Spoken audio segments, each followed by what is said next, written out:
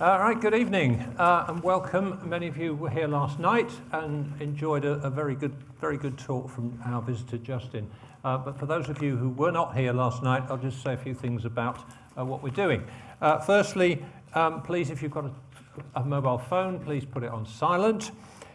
In the unlikely event of a fire, we've got fire exits at both sides and there'll be stewards to show you out. We're going to have questions afterwards. Please make them questions, not speeches, so to speak, and keep them fairly short, and we'll get through as many questions as we can. That would be good. Let me introduce what we're doing and our speaker. The Riddell Lectures have been running for about a century. Who knows, we might have a centenary one in a couple of years. And they've run every couple of years, except that we got a bit stuck in 2020, so this is our first since 2020. We've had some very notable lecturers. In the 1940s, C.S. Lewis came to speak. A bit more recently, we've had Jonathan Sacks, Rowan Williams, and then most recently, Sir James Macmillan and Lucy Winkett. And she was our last speaker in 2020 before everything closed down for a while. So the Riddell Lectures we usually have two, and they are looking at the relationship between religion and social issues, sciences, archaeology, all sorts of things, but it's a kind of relevance of religion in various ways. Our speaker tonight is a very distinguished academic, Justin Barrett. He is president and founder of a small company called Blueprint 1543. 1543 was the year when Copernicus and Vesalius published seminal works and sort of kicked off modern science in many ways, and they act as a sort of consultancy in helping people develop projects of this kind. He's a professor of theology and sciences in an honorary way at St Andrews and has visited there this week. He's taught in Fuller Theological Seminary. He's taught at Oxford, at Michigan, and at Calvin University. He's written over 100 publications and a number of books. A very distinguished academic career, but also a very engaging lecturer, as I'm sure you'll find in a few minutes. So Justin, please deliver your second lecture, which I'm sure will be as good as our experience yesterday. Thank you very much. Thank you very much.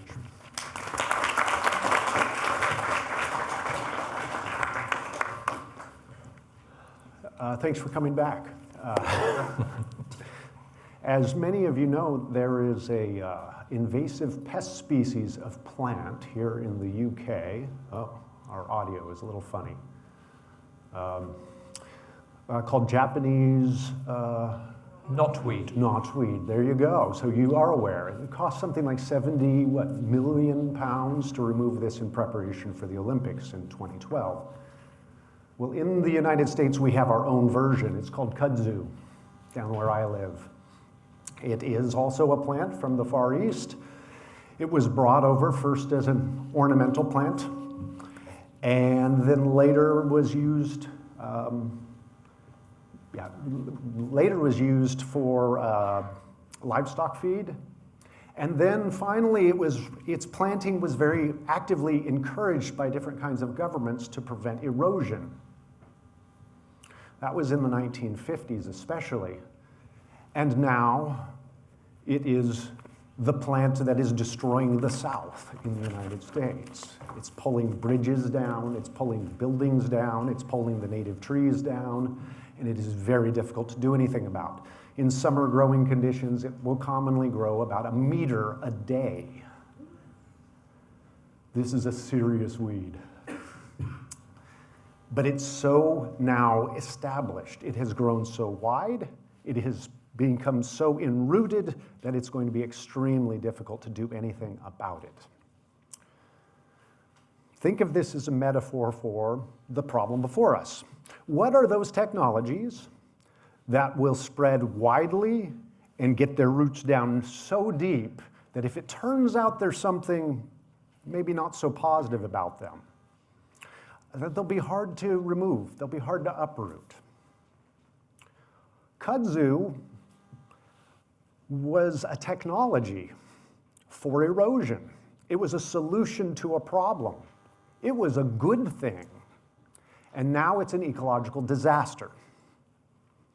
And many of our technologies, sadly, have a similar developmental arc. Many are introduced with the noblest of intentions, and it turns out they get turned to, deliberately or not, insidious ends.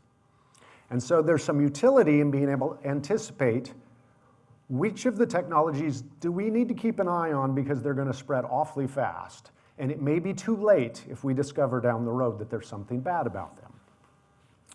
So if you were here last night, you saw that you saw and heard a framework. I appealed to an epidemiology of cultural materials or representations, especially as applied to the cognitive science of religion, to give us some tools for thinking about this problem. Quickly in summary, I left you with Robert Macaulay's naturalness continuum. Okay, to remind you, Macaulay has argued, based on various cognitive science areas, that humans have natural propensities, cognitive propensities, psychological propensities, motivations, that then make some ideas easier to think than others, some associations easier to form, some things that we just learn better than others, some ways of behaving and interacting are easier than others, and cultural forms that are built upon those have a much stronger chance, likelihood, of becoming fluent, automatic, and easy for us. So maturationally natural cognition is a really good foundation for cultural expression that spreads wide and deep.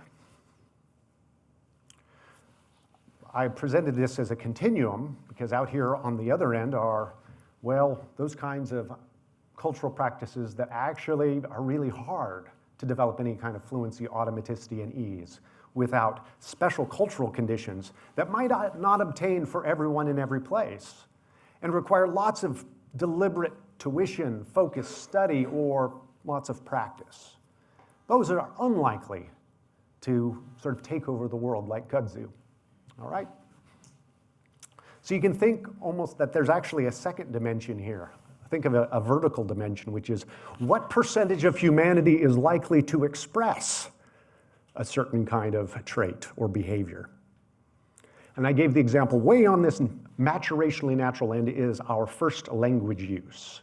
Almost everybody, by virtue of being a human being, developing in ordinary human environments, will speak a natural language.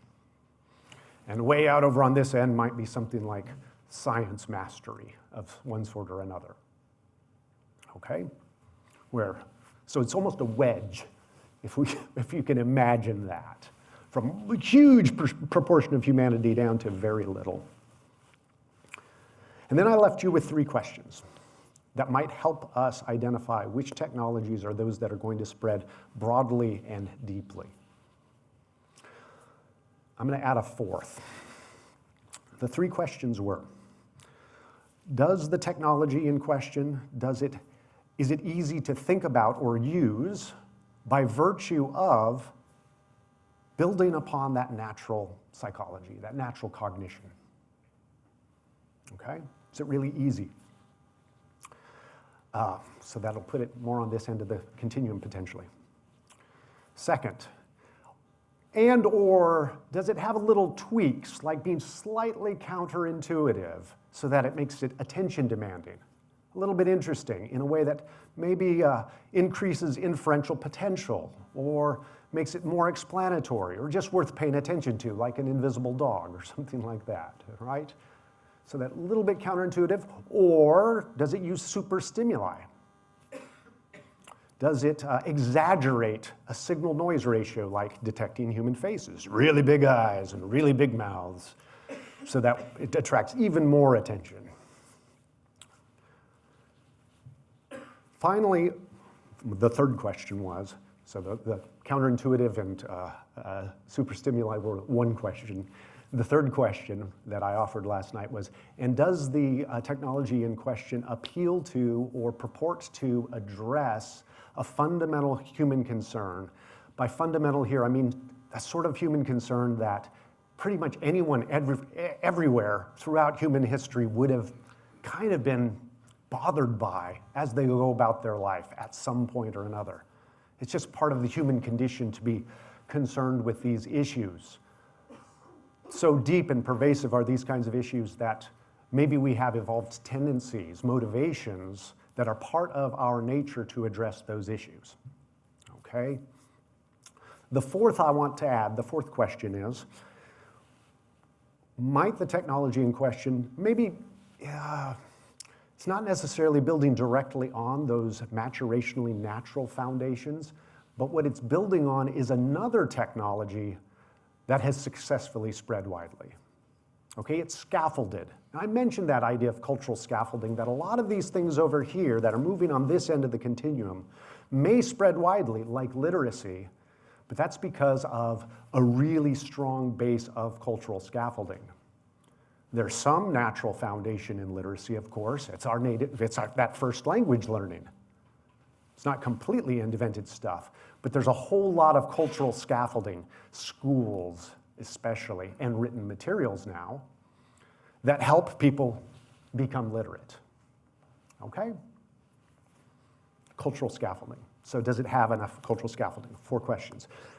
Now what I'd like to do tonight to help sort of bring this to life a little bit is to apply those 4 questions to a few technologies as case studies and see, well, is this framework useful? Does it have utility? And does that application then raise additional questions or concerns that we might want to pay attention to? Okay? So, first technology I'd like to consider, just as an illustration, is the microwave oven.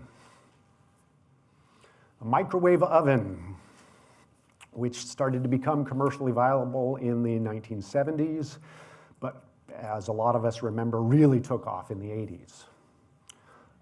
What do I mean by really take off? I believe in a 20-year period from about 1980 to about 2000, it went from being in about, I think, less than 5% of households in Canada, for instance, to over 80% of households in a 20-year period. That's a pretty fast uptake of a technology.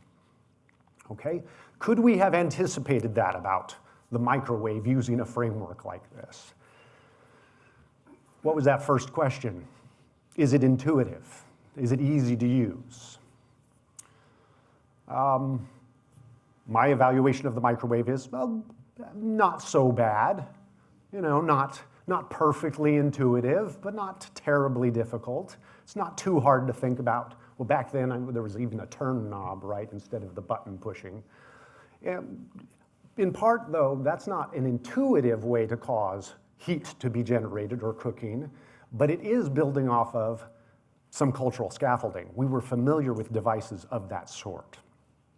So perfectly intuitive, no, but there was available cultural scaffolding that was analogous in terms of how do you interact with this sort of thing.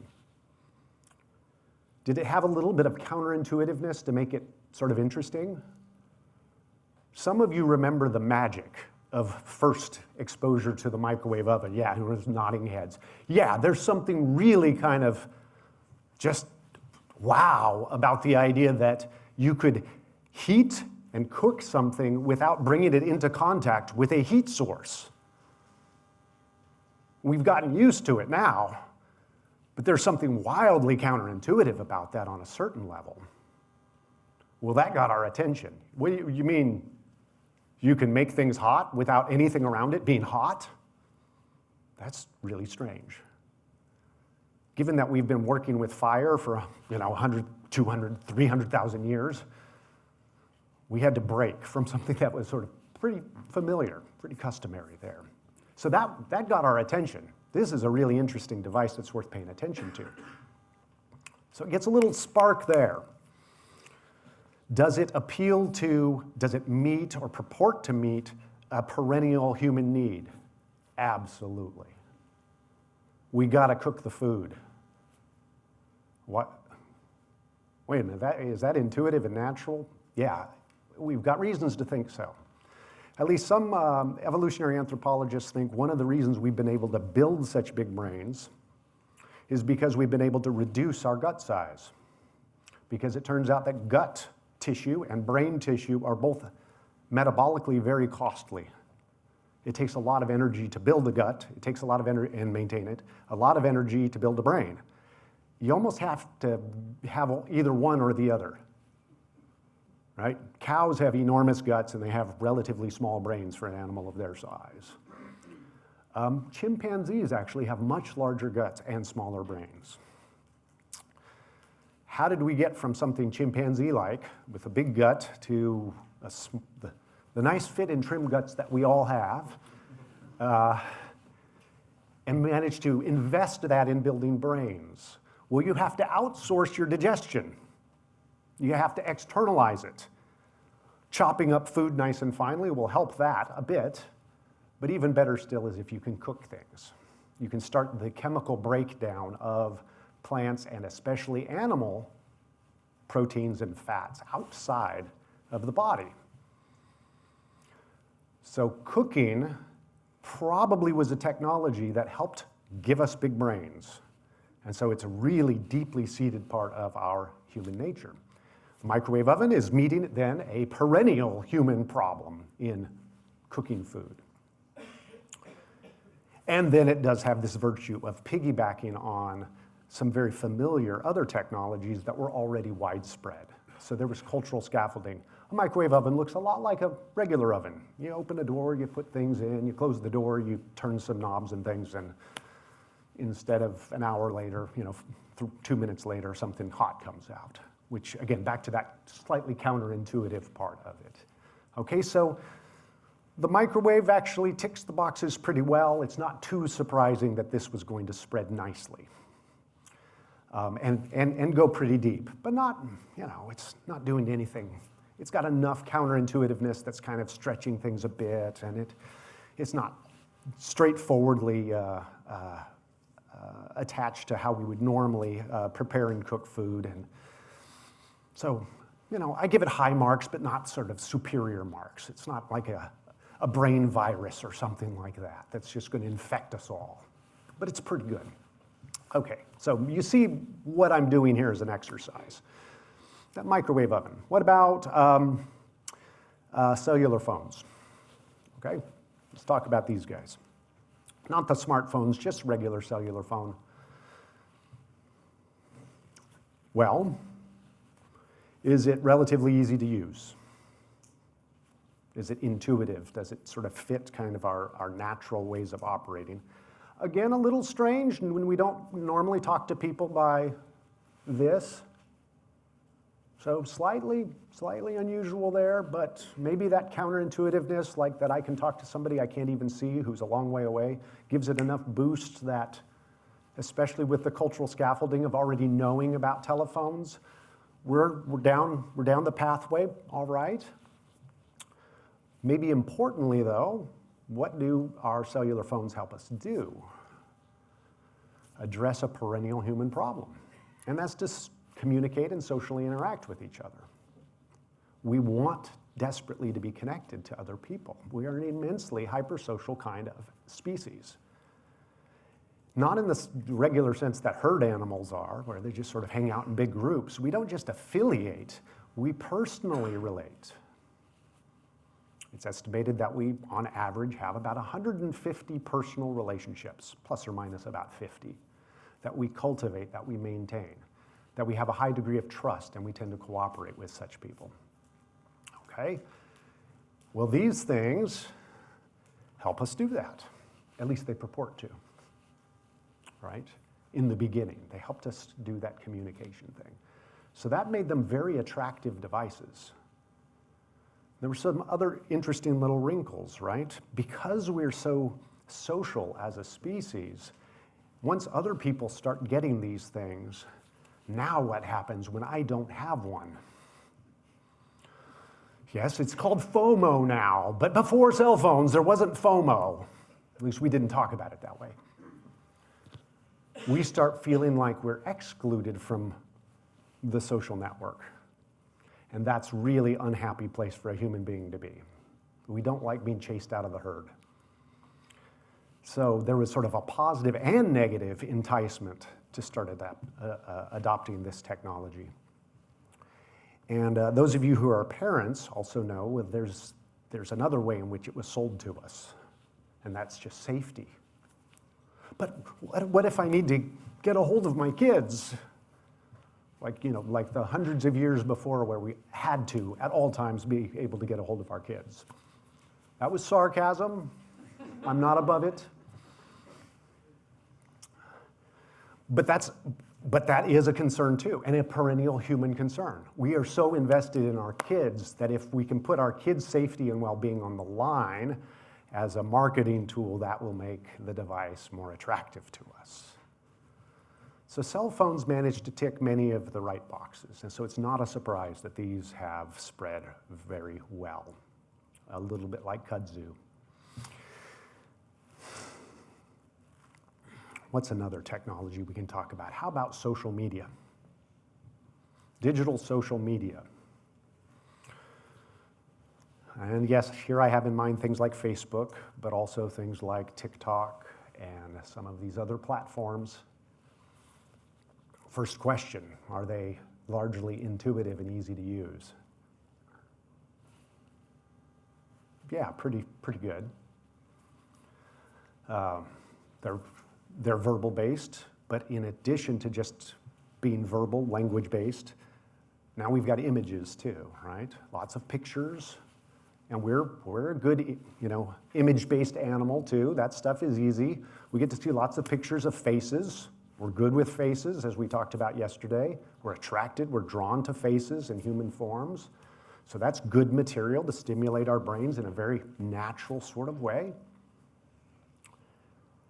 Is there something slightly, maybe just a little bit counterintuitive or super stimuli about social media? Oh yeah, right?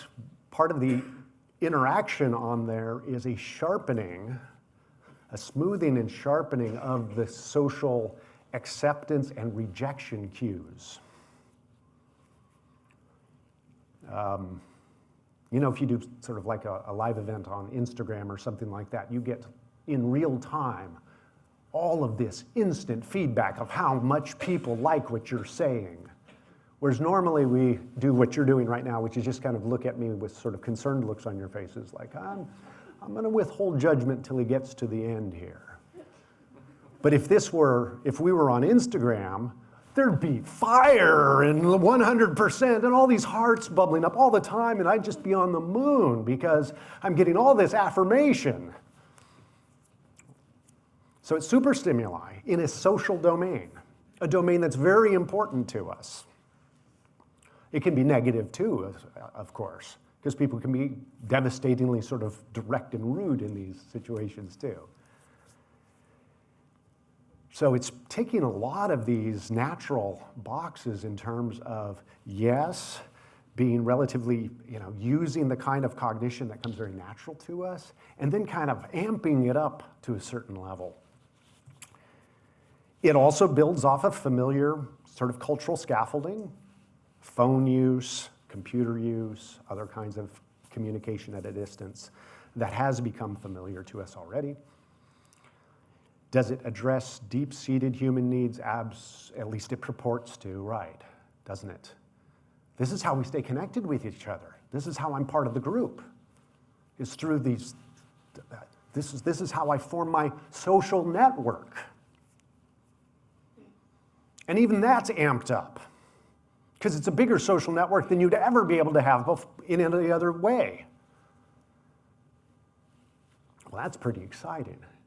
This is a social drug, right? It's taking the regular kind of natural reward systems that deal with our interpersonal interactions and really throwing them to the max. So it's not a bit surprising that these have spread very widely and are really deep, and they almost feel addictive at times. But notice that actually social media doesn't deliver very often. Because it's not really about your relationships, is it? These companies are not out there trying to help you connect with people. They're trying to sell you things. And the best way to sell you things is not to fulfill your social needs, it's to keep you uncomfortable. Advertisers know this. If you are a satisfied person, you don't buy things. It's when you're dissatisfied you go looking for things. These technologies are designed to keep you dissatisfied. So why do we keep going back to them? Because we get just enough social juice. We're on a random reinforcement schedule, as psychologists would call it. Random reinforcement schedule. What's that? So if you play a slot machine, for instance, you get random reinforcement. You lose most of the time, but every once in a while you win. Or if you play the lottery. And it turns out that these kinds of reinforcement schedules have been studied. Random reinforcement schedules lead to the hardest to extinguish behaviors. They're the most, it's sort of the optimal way to keep people engaged with something, is not reward them every time, not reward them in a regular pattern, but give them periodic random reinforcement. I suggest that this is what a lot of our digital social media does, is every once in a while there's good social payoff of a genuine sort, just enough to keep us coming back to it. The rest of the time it's giving us many of the right signals of social support without actual relationship developing. Because what it's missing is what's been called social grooming of a natural sort. That's what's missing, and that's what makes it slightly counterintuitive enough to kind of make it interesting. Social grooming, this does come from the study of great apes and monkeys and other kinds of animals that pick nits off of each other. They sit around and picking bugs on snacks. And we might think that it's all about getting a little bit of a protein burst from, our friends. But Robin Dunbar, who was my colleague at Oxford for a while, has famously advanced this idea that, no, humans socially groom too. And some of that is through touch. Usually it's not from picking bugs off of each other, but I'm not judging. If that's what you do, that's all right. Where I live, actually, early in the, when it starts warming up, ticks are falling out of the trees, and we do need each other to pick ticks off of each other. Sorry, it's just true. When you live in the country, it happens. But that's probably not the primary function for humans anymore. What is then? Well, if you brush each other's hair, if you give somebody a hug, if you walk holding hands, it releases endorphins. These are bonding hormones that encourage a sense of trust. Makes us feel happy. It gives us an immune system burst, actually. We get a little boost from that kind of physical touch, and so do the great apes. So it's not just about getting the bugs, it's about forming bonds. So yes, hugging's important. You can't do that over digital social media. You can't hug somebody. We have other devices. Touch isn't the only thing. Safe touch, okay, isn't the only mechanism we have for social grooming. Laughter is another form of social grooming. But again, we need to laugh together. Singing together seems to have similar kinds of functions too, interestingly.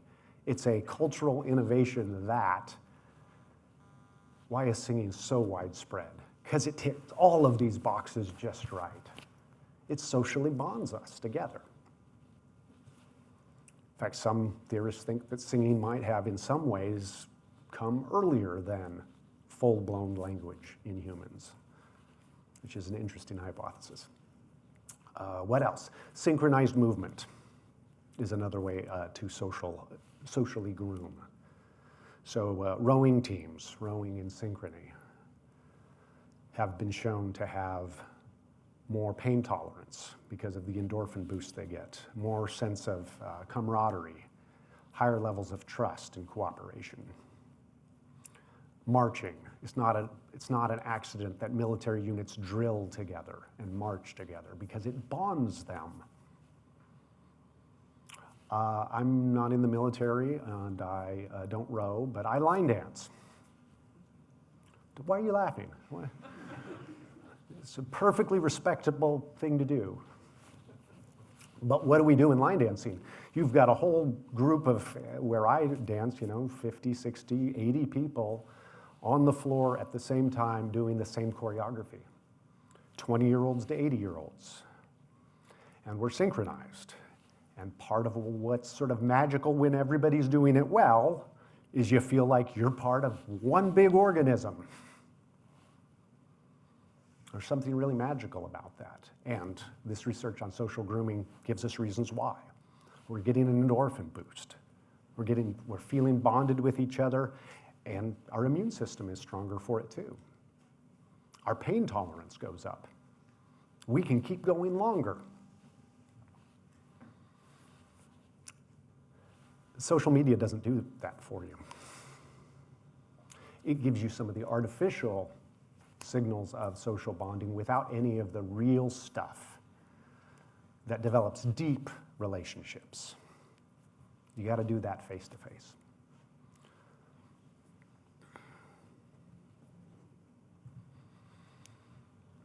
Okay, one more example.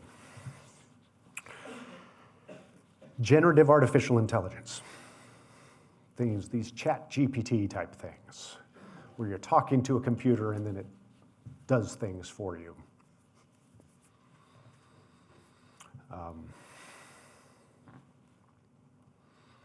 And I need to confess, I saw the abstract of my talk up there. My view on this is changing. And it's even changed a little bit since I sent in the abstract. And in part, that's because the technology is changing so fast. But what about these devices? Well, again, let's run through the 4 questions. Is it largely intuitive? Is it taking advantage of maturationally natural cognition? Or I should say, to what degree is it? Because these are degree questions. They're not absolute. They're degree questions. Well, insofar as it's taking advantage of regular language use, it's fairly natural. But it is requiring written language. And at least my indirect experience with ChatGPT, it's not terribly fluid or natural. There's a learning curve here, and to figure out how to talk to it the right way, unlike a human being. There's an iterative kind of process, and it does take a bit of skill to get it to really give you good results. And so there's something slightly artificial about that, a little clunky. So I give it sort of mixed marks on the how natural and easy to use is this thing. What about, is it sort of counterintuitive, and does that add a little spice? Or is there super stimuli here?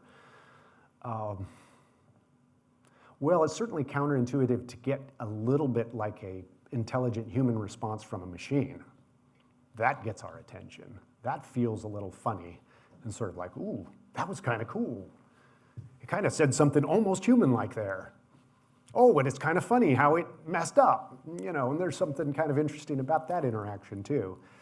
But I haven't seen anything that looks like super stimuli there with these kinds of interfaces. Do they address perennial human sort of deep-seated motivations, needs, problems that pretty much all of us all over the world are dealing with? Actually, I don't think so. Right? Some of them are really good at things like generating images. Well, that's not exactly the kind of thing that sort of you lived and died over, in our ancestral past. Some of them are really good at writing essays for you. They're terrible at that, students. They're just awful. Your professors will detect the cheat immediately. They can write computer code. They can write scripts for films and things like that. But you see, all of these are very particular types of things that only a subset of the population actually needs to do. And it's pretty distant from our perennial kinds of problems. It is for these kinds of reasons that I haven't been quite so concerned about these kinds of artificial intelligence devices spreading like kudzu, or some kind of other viral sort of thing. If they spread, they're going to be spread because tech companies are spreading them at us instead of us seeking them out. That is, they will build them into, say, Google search engine that we're already using. So they'll take advantage of the cultural scaffolding that's already there. And so I'm not quite as concerned about this kind of generative AI as a spreading fast, wide, and deep as I am things like digital social media, at least based on this analysis.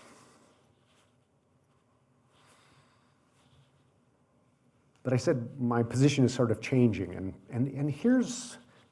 this was my sort of line 6-8 months ago. And I'm still mostly there. But a few things have started to change that are making me think something uncomfortable is going on. It was mentioned that 81 years ago, C.S. Lewis gave the Riddell Lectures. He spoke on the text that became The Abolition of Man. Wonderful book. Book in which C.S. Lewis anticipated a future, if we didn't change things, where subjectivism would run wild and people would give up on the idea that there were any kind of natural foundations to our values, that as a species we could hold together, what he called the Tao. And he anticipated a very dystopian future where a few elites would control all of us based on their uninspected subjectivities, and the rest of us would lose our humanity. Hence the title, The Abolition of Man. He developed this in a fantasy way in a later novel that maybe some of you know, That Hideous Strength. And it's based in a university town, maybe not unlike this one, maybe more, as it was suggested, one just up the road.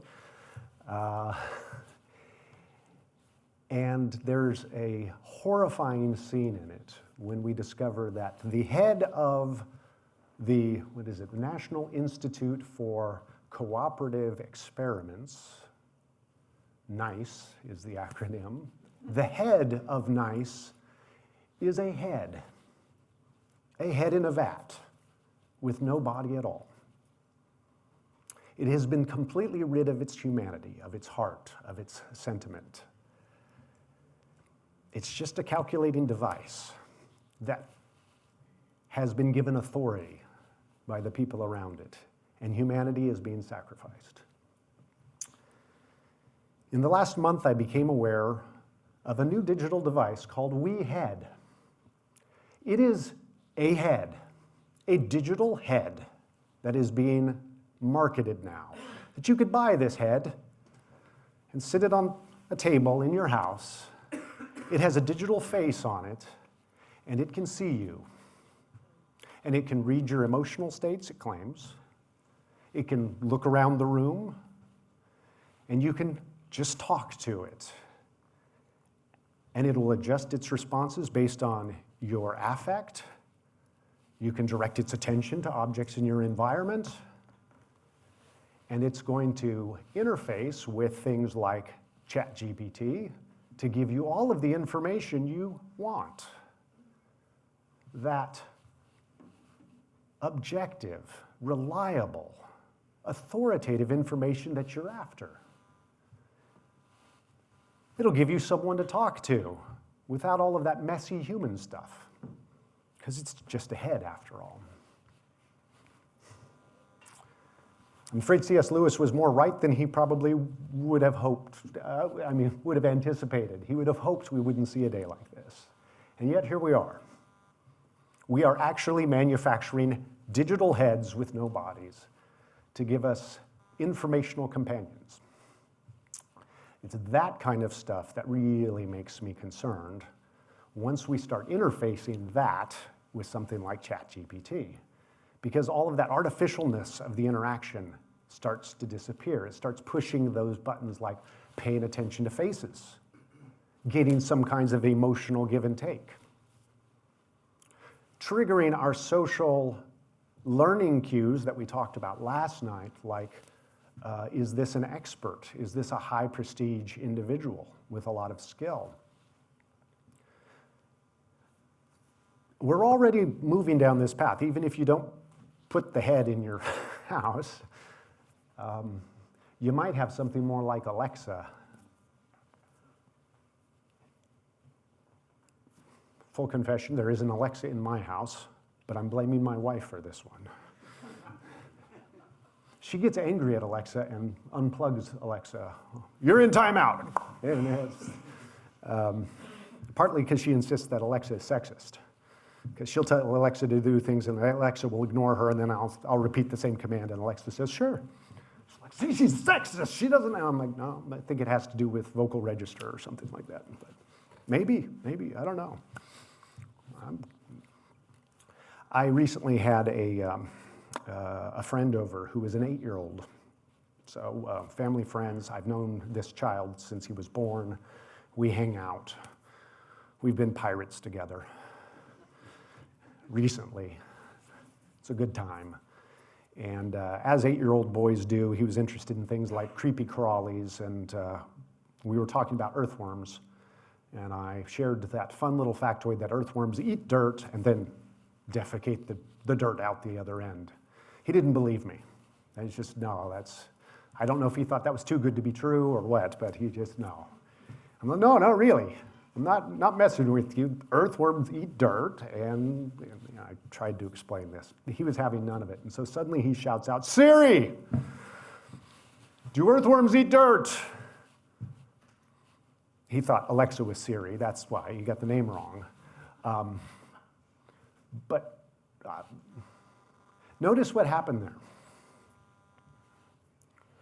He rejected the human that he has a relationship with, who I hope is giving some of the right signs of having skill, at least adequate prestige, reliability as a source of information, and a relationship. He's severing that to talk to the box in the corner because it's more prestigious. All of his friends talk to Siri. He's seen parents talk to Siri. Everybody goes to Siri. It's not, we might think it's a good trade-off for getting good quality information about earthworms. But notice that the cost is sacrificing our natural way of forming bonds with each other, including the flow of information. Because as humans, not only are we hypersocial and affiliate, but one of the things that makes us special is how well we learn from each other, and that draws us together too. The jargon of the field is we alloparent. We don't just raise our kids, we invest in other people's kids.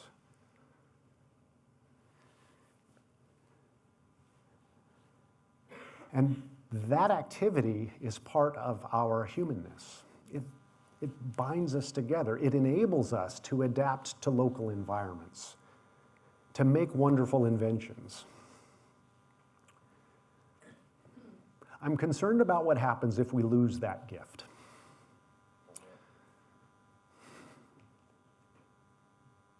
If you think about what makes for a flourishing or thriving individual, oh, wait, let's not go to individual. Let's start with something simpler, a dog. How about a border collie? Border collies are amazing dogs. Probably my favorite dog ever was my uncle's border collie, Missy. Amazing dog. She's fast, she's agile, she's got energy, so smart. Missy, go get the sheep, and off she goes. Missy, go get the chickens. Yes, she knew the word chickens. She would go and herd the chickens. Missy, go get the ducks. She would swim out in the pond and herd the ducks. I'm not kidding, I saw it happen.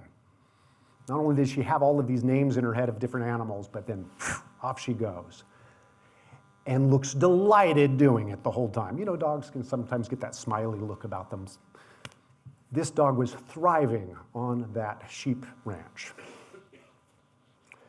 Thriving, at least one view of it is, my view of it is, at least in part, us using the distinctive features of our nature in alignment with our purpose in the context for which that makes sense.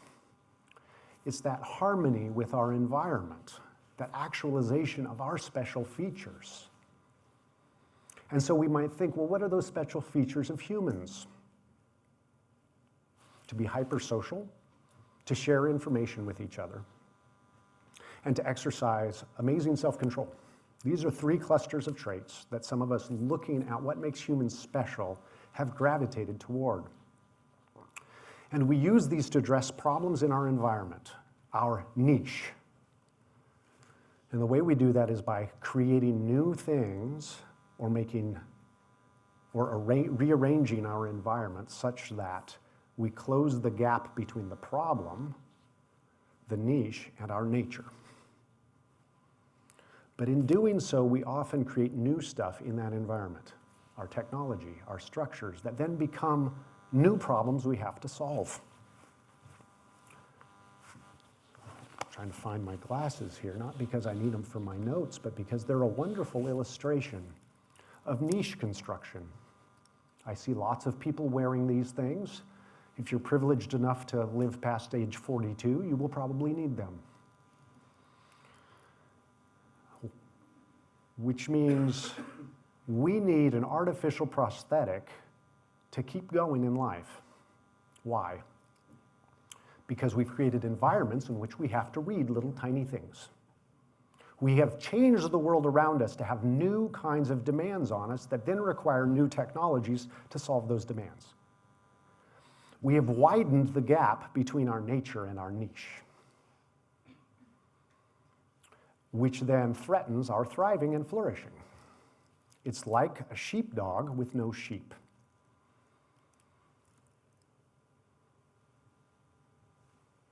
Jesus once commented that, the people around him were pitiable because they were like sheep without a shepherd. We can add to that, we're also becoming more like sheepdogs without sheep, because we've constructed these worlds that distance us from our nature. And so the technologies I'm really going to be afraid of are those that do that put us on this sort of ever treadmill that then we can't pass on an environment to our offspring that is easily reconciled with our nature. And ironically, we're using our nature to create these gaps. That doesn't strike me as very loving. Because to love, at least according to some analyses, is to identify and pursue the flourishing of the beloved, as well as to desire union. We're just the animal to be able to do that. So says the science. It's the theology that tells us, and we ought to do that. That ought to be what we're about. So a technology that undermines our ability to love well undermines our flourishing. A technology that disables others from loving well undermines their flourishing. So it's loving for us to discourage technologies that discourage other people's flourishing, which means technologies that will interfere with their ability to love well. And so I'll close, that's my challenge to us, is can we use these wonderful tools that we have, amazing intellect, self-control, able to regulate ourselves, the ability to share information with each other in order to maybe curb our technological enthusiasm when we need to be a little more cautious, a little more humble, and a little more wise with what we're going to invite into our house and the world around us. I thank you very much.